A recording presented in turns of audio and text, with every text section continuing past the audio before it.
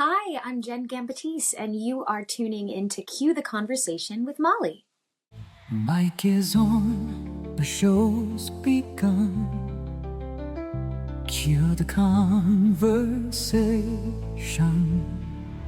3, 2, 1.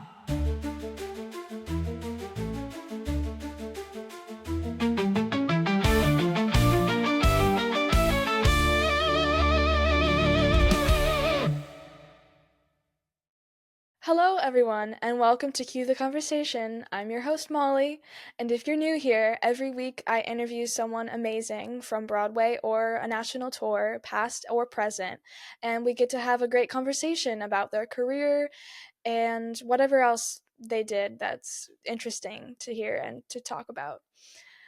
So this week's episode, we have an amazing special guest. Her name is Jenn Gambatese. She originated the roles of Jane in Tarzan on Broadway and Miranda Hillard in Mrs. Doubtfire on Broadway. So it's always cool to talk to someone who originated roles on Broadway. And she was also Glinda in Wicked National Tour, which is cool because you get to talk about the tour life and everything. So yeah, before we get into our interview, I wanted to mention that I turned 18 this year, and in July, my family, we are going to visit family in Ohio. That's where I was born. And New York is about 6 hours from there, so it's not too far. So I'm like begging my parents to go to New York while we're while we're in Ohio and we're close in July for my 18th birthday. So I really hope I can go see some shows. If you know of a show that I need to see, put it in the comments, please, because, I definitely want to go see Outsiders. That's my favorite show. If you tuned into the Courtney Reed episode, I was talking about the Stay Gold pressing of the vinyl that they just announced not that long ago. So Outsiders is my favorite. So Outsiders, I really hope I can go see. And then, I've only been to New York one other time, which is back in 2020. I saw Frozen on Broadway right before it closed. So that's cool. But yeah, I've only seen one Broadway show, so I hope to go see more this July. Let's get into the interview. Joining me now is the amazing Jenn Gambatese. How are you, Jenn? I'm great. How are you, Molly? I'm good, thank you. Good. So you have an amazing resume. Is there a role that sticks out to you as your favorite? I'm a mom as well, so I feel like that question's always like, pick your favorite kid. But I will say a role that stands out as like a milestone and also a favorite was Natalie/Ed in All Shook Up, because that was my first time originating a lead role, and it's such a great part getting to be Natalie and her alter ego Ed. It's great. It's about as close to 12th Night as I'll ever get. That's nice. That's cool. If you had to pick one person to star alongside in any show, who would it be and what show? Oh my, one person to star alongside in any show, who would it be and what show? Just making sure I have all the details. I would love to star with my dear friend Andrew Rannells in something. We met in Summerstock at the very, very, very beginning of our careers. And other than, cabarets and galas and fundraising things, we haven't gotten to work together again. But what would the show be? Either something brand new that hasn't been written yet, or, I'm trying to think. There's one, oh gosh. Oh, it would be really unusual for us both to do now, but like Sunday in the Park would be amazing to do with him. We've sung Move On together. There's also, the show is escaping me. I'll get back to you. I'll text you and you can add it to the comments. Okay, cool. So, do you have a favorite stage door memory? I love going to the stage door after shows. It's so fun. As a fan or as a performer? Either one, actually. As a theater lover fan, my favorite stage door memory was going to see The Heiress, which was a play on Broadway when I was in college, and it was starring Cherry Jones, an incredible actor. and Francis Steenburgen, is that right? It was an amazing play, and Cherry was like a tour de force in it. And we stood outside the stage door afterwards and spoke with her and said, you know, we were at NYU and studying to be actors, and she spent so much time with us and brought us backstage to like see the theater. Oh, wow. And it was just kind of a core memory. And then I played that theater years later with Frog and Toad, and I always remembered her kindness. And then my favorite one with a fan is probably when I was on the road with Wicked. And we were playing New Orleans, and I came out the stage door, and there was this sweet little girl in a Dorothy dress from Wizard of Oz. Oh. And she looked to be about the age of my oldest daughter, who was on tour with me at the time. And, you know, she was just about to turn 4 years old, and I was right. They are the same age. And, you know, I took pictures with her, and we chatted for a bit, and I said to the mom, I said, this is a strange request, but my little girl's on the road with me, and could we have a play date? So we did, and I've stayed in touch with that family all these years later. And in fact, the girl, Ella Grace, hi Ella Grace, if you're listening, she just texted me the other day. Our girls are about to turn 16, and wow. her mom's bringing her to New York to see theater and stuff. She's like, Miss Jenn, we want to see. So I would say that's my favorite one as a performer. That's so sweet. I love that. Was there a role or show that you really wanted to be in that you didn't get a chance? That I didn't get a chance. Or haven't got a chance to yet? Yeah. It's so funny. I feel like if you had asked me that question, like even a few years ago, I would have had like all these answers. But the older I get and how I focus on my family and on my teaching and my like on all the many things that I do, it's kind of like I can't even remember it right now. Like, I yeah. wish I mean, I will say getting to play Glinda was quite a surprise to me. Like, I never thought, I remember seeing the show and being like, which would I go for? And I always thought like, oh, maybe I'd be like a Nessa, you know? And then that opportunity came my way like so much later than it did for my contemporaries. So that was a delightful surprise. What are ones that I really wanted and I didn't get? I think it's good that I can't remember now. You know what I mean? Yes, actually, yeah. Yeah. You know, recently I went in when Betsy was leaving Anne Juliet, and wound up, I felt really great about my audition. It was such a fun part, Anne Hathaway, to work on.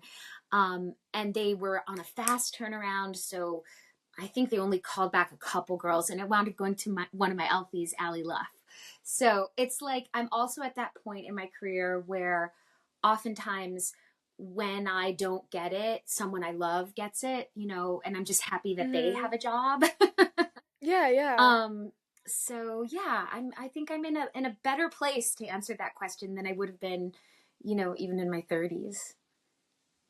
That's good to hear as someone who, like, you know, definitely can get upset over not getting roles at some point, you know? Yeah. Once you get over it, you just don't even remember it. Yeah, like when you zoom out, it's like, you know, it all kind of works out the way it's supposed to. And it, you know, a friend of mine says a phrase that's often repeated, like, if it's for you, it will not go past you. It will not go by you.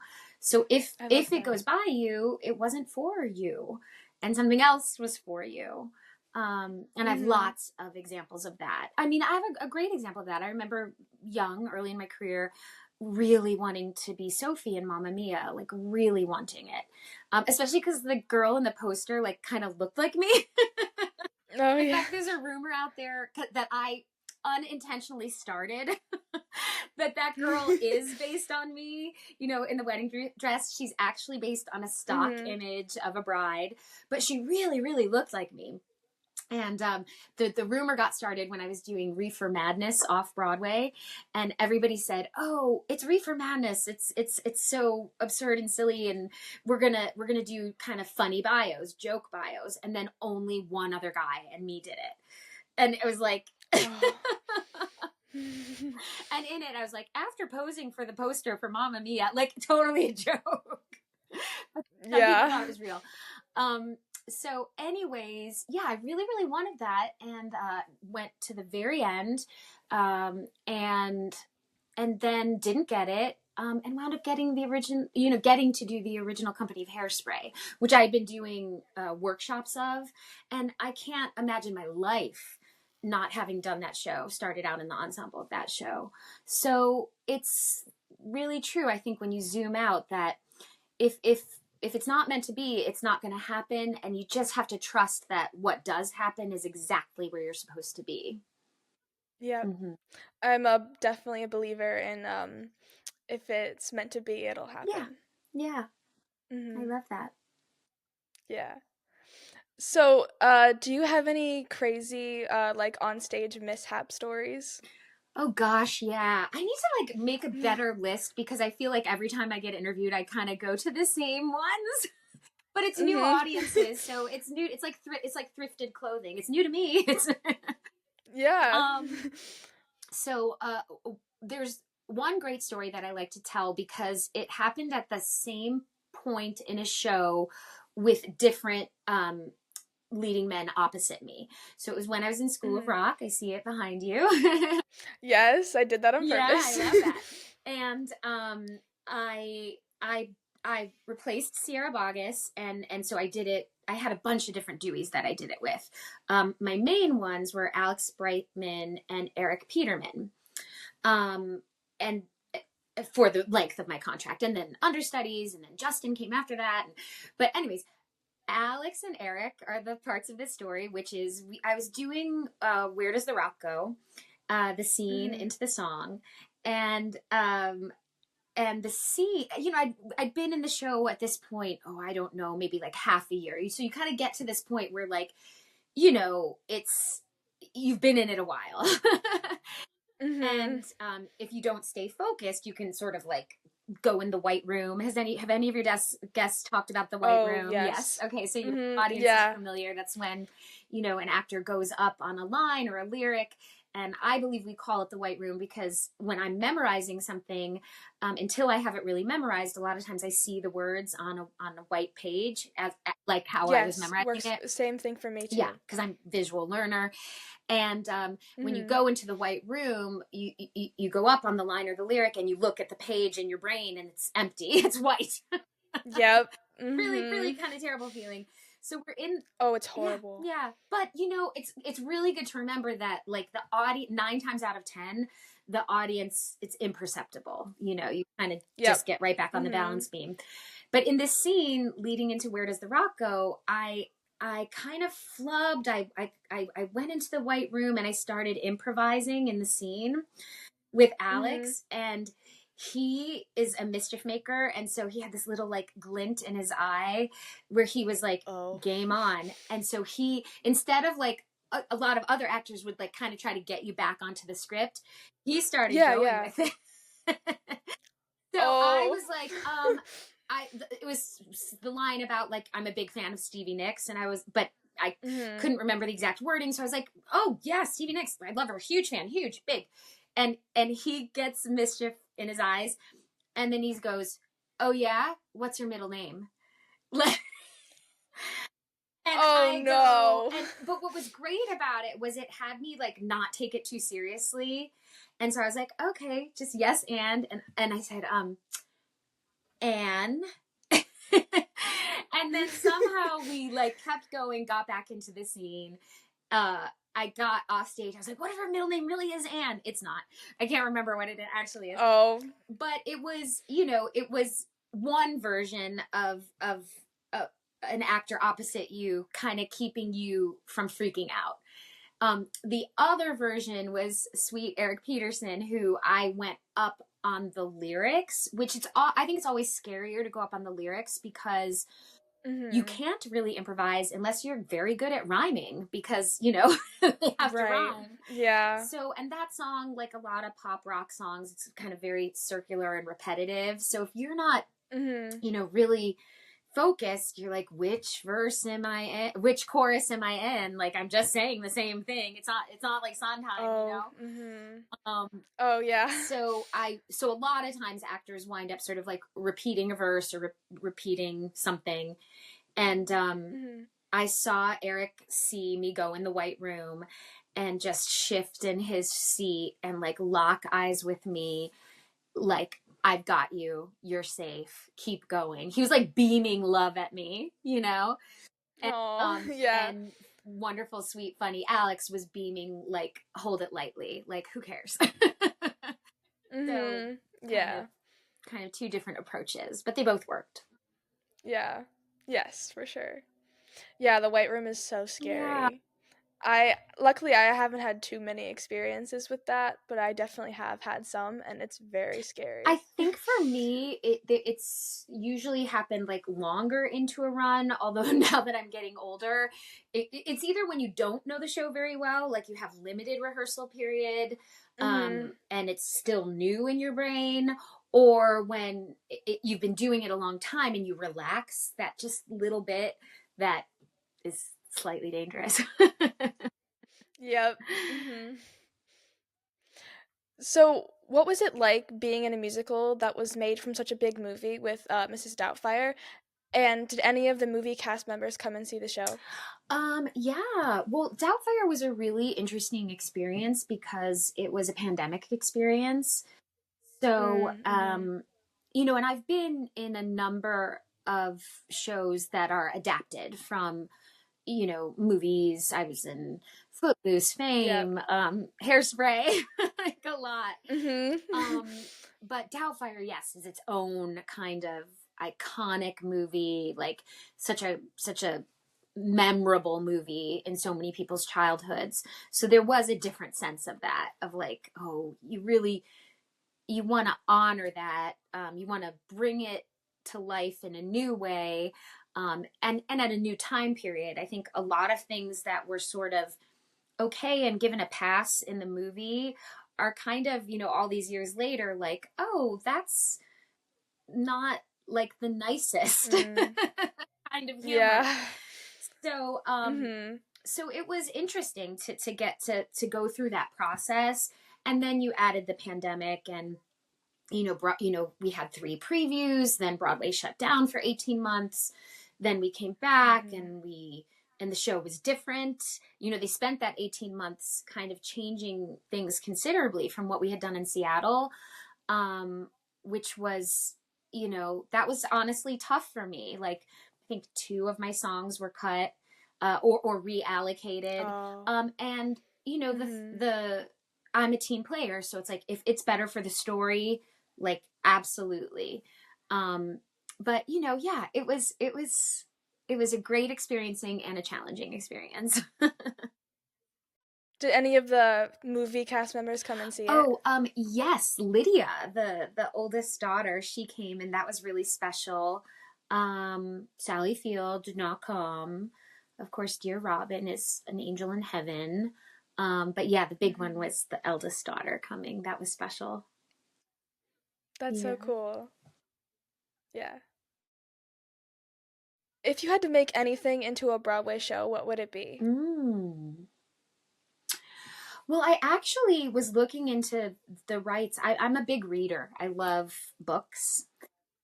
Oh, Yeah, yes, me too. and years ago, one of my dearest friends, Shoshana Bean, she was moving. It was actually when she was moving from New York to LA, and I was helping her pack and organize, and she was getting rid of books. And there was this great, pardon me, Barbara Kingsolver novel called The Bean Trees. Well, actually, the first book she gave me was Pigs in Heaven, which is the second in a series.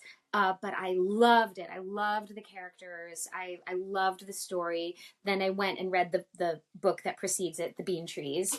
And I actually looked into getting the rights to adapt it, and had a friend who's a great composer.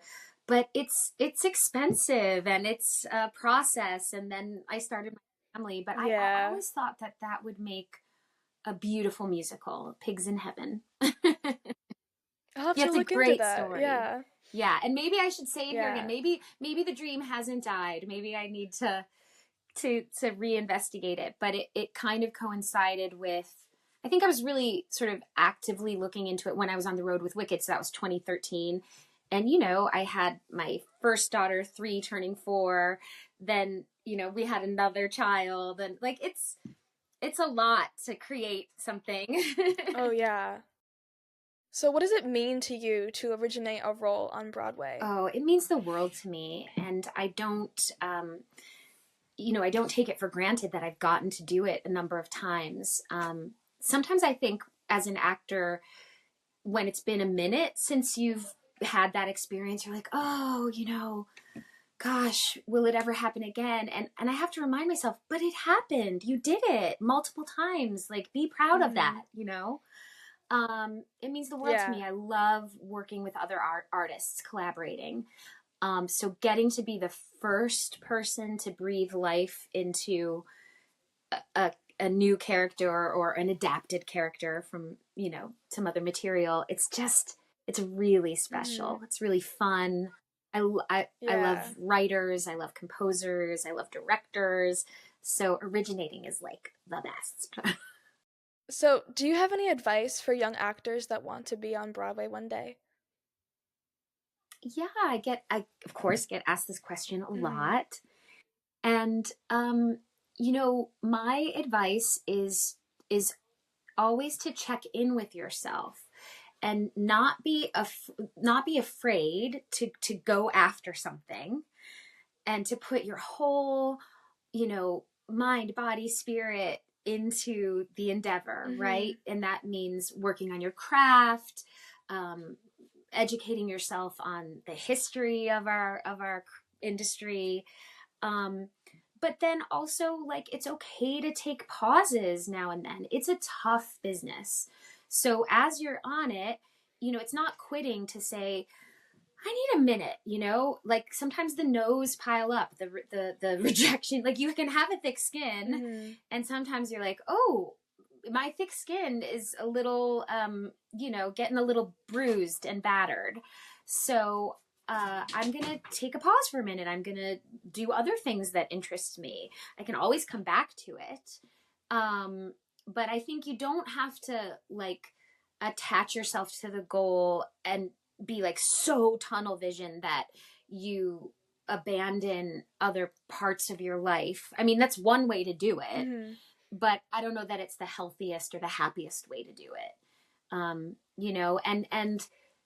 And I also think the longer I'm in this, like, even if you pursue it and the big Broadway dream doesn't happen, that doesn't mean you're not absolutely worthy and valuable of being an artist. Like, Broadway's not the only, it's amazing. I love it. I love being part of the Broadway community, but if that hadn't happened for me, I think I would still be really proud of myself and glad that I am an artist Mm-hmm. working at whatever level that is, be it, regional theater or even, in teaching or directing high school theater. Like, you're still part of the arts, Yeah.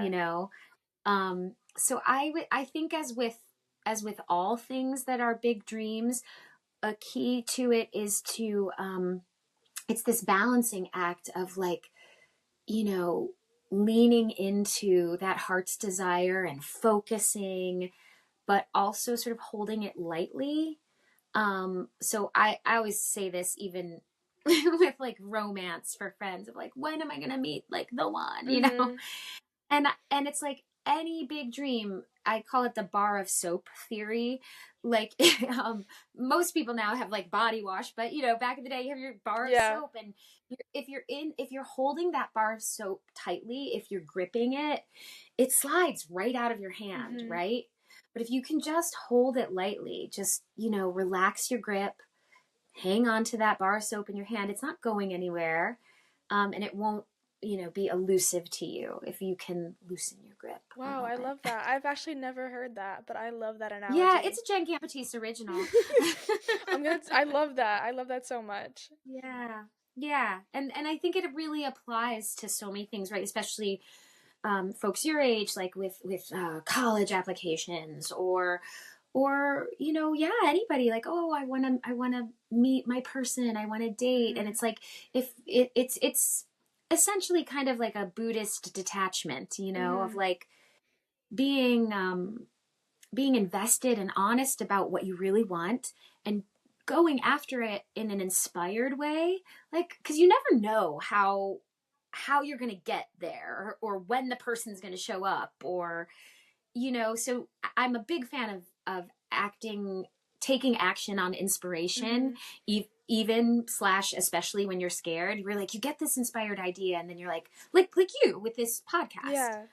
Like, you could have had the idea and then been like, no, I don't know anything about this. Like, how am I? But you didn't let that niggling doubt and that fear stop you. You just kind of took the next inspired step, the next inspired step. That included reaching out to guests like me. Yes. And it's always, every inspired step is going to have like a little bit of fear with it. Like, but you have to, sort of push past that and just keep going. Wow, I'm obsessed with everything you just said. It's so cool. Oh, good. Yes. I can get a teenager obsessed. That is my Tony Award right there. There's my Tony Award. Yes. So, did you have a favorite thing about being on tour? Because I know tour is like so different from Broadway. Yeah. Well, I love traveling. Traveling on tour is a very unique thing depending on the show and on your role in the show. So, I love going to different parts of the country, different parts of the world. I toured in Europe at the beginning of my career. Here's a little bit of advice with that. I was in my 20s and I was doing the European Tour of Fame.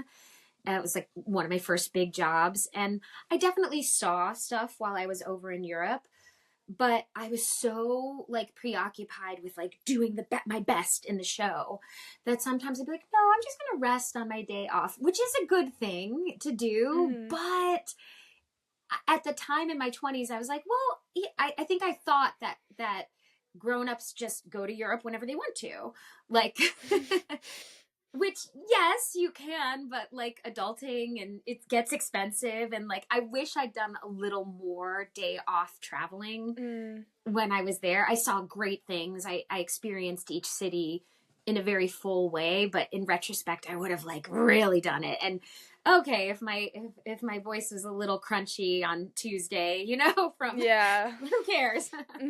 But that's it. I think with touring with a show, it's finding that balance of like, I'm here to do a job, and I mean, really, I've done all kinds of jobs, and nothing requires as much of you as performing in a musical 8 times a week. It's a completely an athletic event.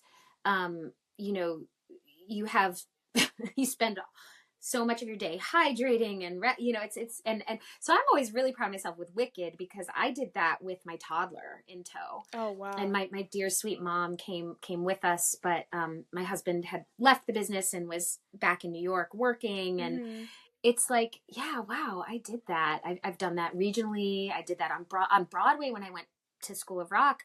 I then had my big kid. She was in first grade at the time, and my baby, my wow. So I was commuting and pumping, and it's like, yeah, when I chat with someone with you, I'm like, wow, I did that. Yeah, you go. Yeah. So yeah. let's get into this little rapid fire section that I have. Ooh, okay. Yes. Excited and scared. Favorite food? Oh, I'm really into sourdough right now because I'm making beautiful sourdough bread. Oh, I love that. Favorite color? Favorite color, green. Yes, good choice. Favorite movie? Favorite movie? Okay, what first came to me was from like my teenage years, Dead Poets Society, maybe because we were talking about Robin Williams too. Oh, yeah. good one. Mm-hmm. Gosh, I wonder if that would be an interesting musical. Oh, yeah. Huh. Yeah. Favorite TV show?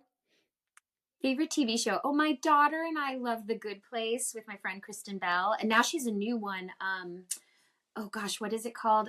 Nobody wants this. Nobody. I don't know. It's great. It's Kay Bell and Adam Brody, and it's really cute. I'll have to look But into that, yeah. yeah. The Good Place though is like kind of a comfort show for me and my Oh, daughter. yeah. Cool. Favorite Broadway show? Oh my gosh, of all time. You know, I love City of Angels. It was my first Broadway show that I ever saw. I want them to revive it. I want to be in it. Yes. Sending it out to the universe now. Why not? Why not? Yes. Favorite music artist / band? Ooh, music artist / band. You know, I've always loved Billy Joel. Oh, I good love Billy answer. Joel. Yes, me too. And I got to see him at the Garden, and that was really, really Oh, no cool. way. He's such a great artist, and he's a storyteller. You know, so I think Mm-hmm. no mistake that Moving Out became a Broadway show with his music and dance, and it was great. So Billy Joel, and then band. Gosh, band. Okay, I'm a nerd. I love like the old-fashioned big bands of like the 1940s. Like, Mm-hmm. give me like a Tommy Dorsey and his band kind of moment. I love I that. love that music. Mm-hmm. Go-to karaoke song? None. I hate karaoke. Oh, really? Yeah, I think it's because I do this for a living, and so Mm-hmm. then you feel like there's like expectations, and you're like, and you've never, yeah, I'm not like, I enjoy watching people, especially a little bit tipsy people karaoke. It makes me, it's fun, but it's like Yes. not my jam. Yeah, that's totally cool. I get that. Favorite holiday? Favorite holiday? I love Thanksgiving and I love Easter. I Yes. think they're very meaningful to me. For sure, yes. Yeah. Before we wrap this up, do you have any like social medias or anything that you want the viewers to know about? Yeah, actually, I'd love to share something I'm up to. So if you're interested in me, you can always do at Jenn Gambatese. That's double N Jenn Gambatese. But just last week, I was part of relaunching a newly designed website for a nonprofit that I work with. It's called the Living Life Purple Foundation, and we bring wellness education to different communities. So I teach a lot. I teach privately and I teach master classes. And over the years in my master classes, I was bringing a lot of tools from my friend Lisa Lopez, who's a holistic wellness coach. I always say she was my ace up my sleeve during the Wicked tour, because, you know, I was playing Glinda, had my toddler. It was a big lift to Mm-hmm. stay well. And what is wellness, right? It's Right. mind, body, spirit, taking care of yourself, loving yourself, forgiving yourself and others, right? It's like such a Mm-hmm. comprehensive thing. And Lisa and I became friends, and then first I was a client of hers. She's a coach of mine, and then we became good friends. And then she had the dream of creating a nonprofit for her work, and I was like, sign me up. And so the Living Life Purple Foundation was born, and the website shows the different programming we offer. We come to schools, community theater groups, senior centers. We really want to get these wellness tools, breath work practices, journaling prompts, uh, awareness questions, you know, teaching people how to strengthen their muscle of mind body awareness. And so, I was doing it anyways in my master classes, and now we've teamed up. I love that. Congratulations. That's so Yeah, cool. thank you. Do you have the website link? That website is www.livinglifepurplefoundation.org. And a lot of people ask us, I'm looking at your beautiful purple microphone. We're going to have to do Thank that you. for the Plug Into Your Power podcast. So one of our offerings is online curriculum that's called Plug Into Your Power. And it's a 12 module online curriculum that you can take at your own pace. We also lead small groups through it. that from a specific lens. You know, some people are going through the course from the lens of work-life balance. Some are going through it if they're navigating grief or chronic illness, LGBTQ plus issues. So we kind of tailor it to that lens for small group coaching. And people at first are like, well, what's the purple? Well, it's sort of loosely correlates to, if you know the chakra system in Eastern holistic wellness, you've got these 7 energy centers in your body, and that crown, that top one, is that purple color. So that's sort of like your highest vibration. And that's where we want to spend more of our time, in that, you know, with all of the vibrations grounded and open, but really focused on like living a high vibe life. Yeah, that's so cool.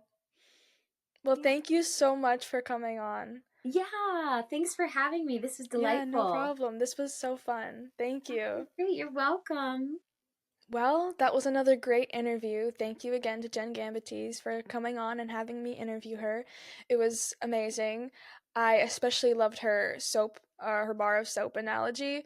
It was just like, yeah, it just makes so much sense. And I think it's great advice for, you know, people who are like really, really, really trying to get into the business with Broadway and tour, or whatever you want to do. I think it's very good advice. And, you know, we had some very good discussions about her tour life and, you know, just everything to do with her career. So it was a really special chat. So that concludes our episode. See you next week. That concludes this week's episode. I hope you enjoyed it. Make sure to go follow me on Instagram at Cue the Conversation Podcast and on TikTok at Cue the Conversation. Don't forget, new episodes released on YouTube, and listen in on Apple Podcasts and Spotify. That's my cue. Thanks for joining the conversation. See you next time.